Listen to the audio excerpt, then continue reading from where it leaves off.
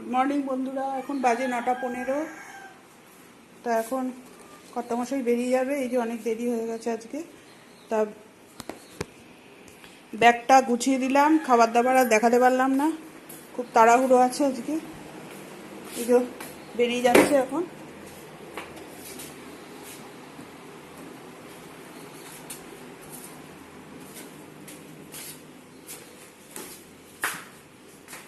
ভুলে গেছি।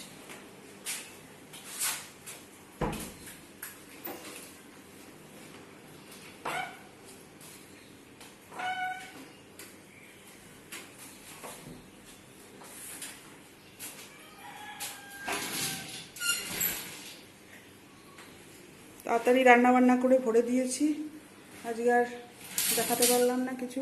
উঠেছি আসলে অনেক বেলায়, জন্য দেরি হয়ে গেছে। সব নিয়েছো? মোবাইল টোবাইল নিয়েছো?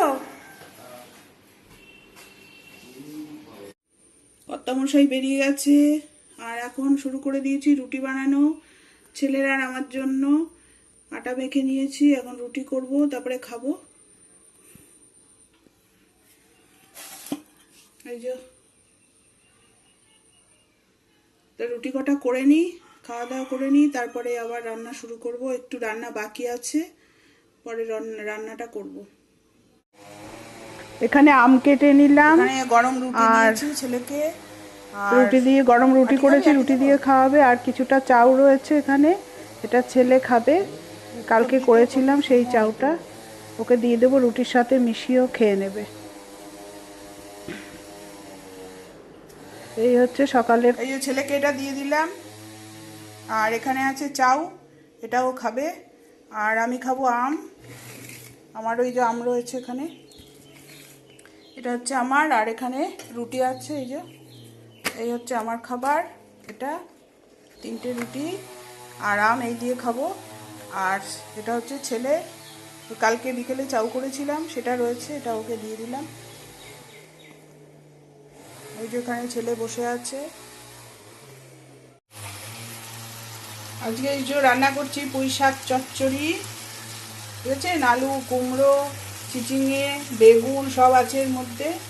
আর আগের রান্না হয়ে গেছে, খাওয়ার সময় আপনাদেরকে দেখিয়ে দেবো। তা এটা অল্প বাকি আছে, এটা করতে করতে আমি গেছিলাম বিছানা সব পরিষ্কার করে নিলাম। এখন ঘর পরিষ্কার করব, স্নান টান করে তারপরে আপনাদের সামনে আসছি। গুড মর্নিং সবাইকে। অনেক বেলা হয়ে গেছে, 11:15 বাজে। আজকে উঠেছি অনেক দেরি করে, কর্তামশাইও তাড়াহুড়ো করে বেরিয়ে গেছে, রান্না আপনাদের কাছে কিছুই শেয়ার করতে পারিনি। টিফিন খেয়েছি আমরা, শুধু টিফিনটা দেখিয়েছি আপনাদের কাছে। ঠিক আছে, পরে আসছি। এই দেখুন বন্ধুরা, আমার আমসত্ব রেডি হয়ে গেছে, দেখেছেন? এই যে এগুলো পাতলা করেছি, এর ওপরে ওপরে আবার যদি দিতাম শুকাতাম তাহলে গিয়ে আরও মোটা হতো। এই যে এটা কিন্তু পুরো আমের, এখানে আমি একটুও চিনিও দিইনি, আমটা খুব মিষ্টি ছিল। এখন কি করব, এই যে এরকম করে কেটেছি, আরও টুকরো টুকরো করব কয়েকটা করে, এবার এই কৌটোর মধ্যে রেখে দেবো। এই আর এই যে একটা, এটাকে এরকম করে কাটবো, কেটে কৌটোর মধ্যে রাখবো। আর এটার অর্ধেক একটা ওর বাবা নিয়ে গেছে অফিসে, একটা বাচ্চাকে দেবে বলে। ঠিক আছে, এই যে বন্ধুরা, আমসত্ত্ব এরকমভাবে রেডি করে নিলাম, আমসত্ত্বটা এরকমভাবে রেডি করে নিলাম। এবার এটাকে কৌটোর মধ্যে ঢুকিয়ে রাখবো। পিস পিস করে রাখলে কি, কখনো কাউকে খেতে ইচ্ছা করলে আমি খেলাম বা কাউকে দিলাম ঘরে, এরকমভাবে দিতে পারবো। কেমন লাগছে বলবেন দেখতে, খেতে কিন্তু খুব সুন্দর হয়েছে। এর মধ্যে কিন্তু একটুও মিষ্টি দিইনি, আমের যা মিষ্টি তাই, আমটা প্রচণ্ড মিষ্টি ছিল। আর দোকানে যেমন অনেক কিছু দেয় আমি শুনেছি, এখানে তার কিছু নেই, শুধু আমের গোলাই আছে। ঠিক আছে, এবার এখানে এটার মধ্যে এটা সব ভরে রাখবো।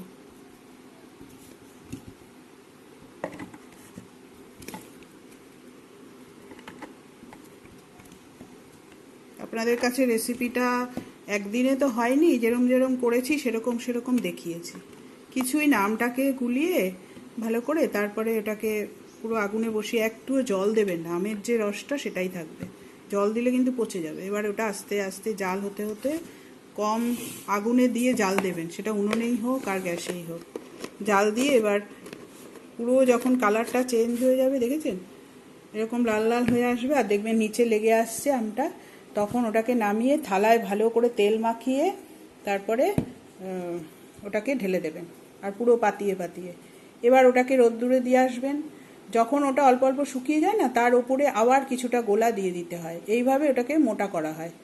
কিন্তু আমার পক্ষে তো ওই বারবার সিঁড়ি ভেঙে ভেঙে ছাদে যাওয়া সম্ভব না, ওই একবার দিয়েছি, ওটা শুকিয়ে গেছে, তারপরে আবার ভালো করে উল্টিয়ে আবার শুকিয়েছি। ওটা আপনা আপনি উল্টে আসবে, যখন শুকিয়ে যাবে না জোর করে তোলার কোনো ব্যাপার নেই। থালায় যদি ভালো করে তেল মাখিয়ে নেন, একবার দেবেন, ওটা ভালো মতো শুকিয়েছে, তখন দেখবেন ওটা আস্তে আস্তে সাইড দিয়ে দিয়ে উঠে আসছে, তখন আস্তে আস্তে উঠিয়ে দেবেন, উঠিয়ে উল্টো করে শুকাবেন। ব্যাস, তাহলেই আপনার আমসত্ত্ব রেডি হয়ে যাবে। ঠিক আছে, রাখছি। গুড আফটারনুন, এখন বাজে 1:30। তা স্নান করে চলে আসলাম, কাছাকাছিও হয়ে গেছে, ফুল তুলে নিয়ে এসেছি, এখনো পুজো দিইনি। আজকে গুবলুকেও স্নান করিয়েছি। গুবলু বসে আছে, চকচক করছে, ঠিক আছে, শ্যাম্পু দিয়ে স্নান করেছে আজকে গুবলু। দেখেন তাকিয়েছে। চান করেছো আজকে? চান্না চান্না করে দিয়েছো?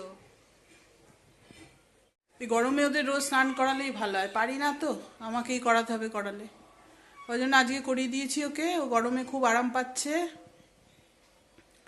তা আমার খুব গরম লাগছে স্নান করে আসার পরে। আর আজকে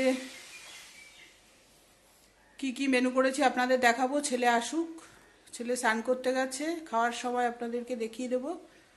তো এখন একটু বিশ্রাম করব, তারপরে যাব খাবার দাবার, ছেলেকেও দেবো, গুবলুকে দেবো, আমি খাবো। 1:30 প্রায় বাজে।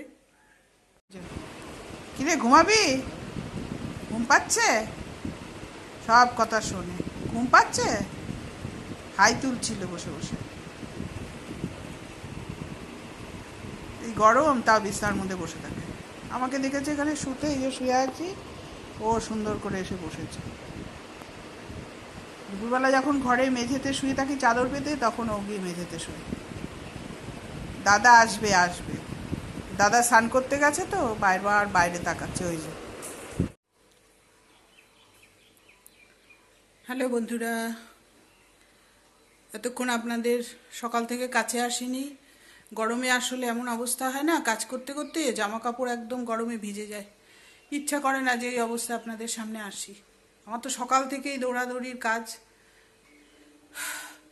তো যাই হোক, আপনারা সবাই কে কেমন আছেন জানাবেন। আর আজকে একটা অনেক বড় কাজ হয়েছে, গুবলু বাবাকে স্নান করিয়ে দিয়েছি, ও এখন খুব আরাম পাচ্ছে, শুয়ে আছে, ওর মনে হয় ঘুম পাচ্ছে এখন। আর আপনারা সবাই কে কেমন আছেন জানাবেন এই গরমে।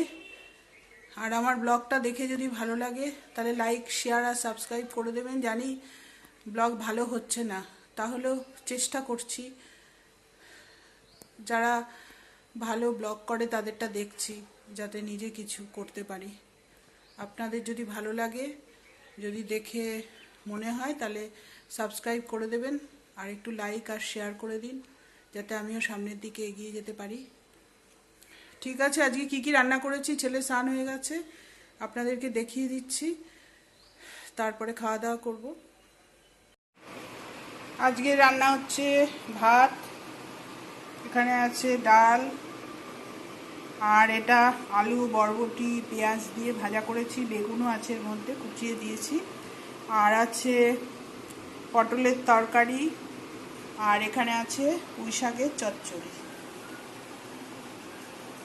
আজকে এটাই দুপুরের খাবার আমাদের।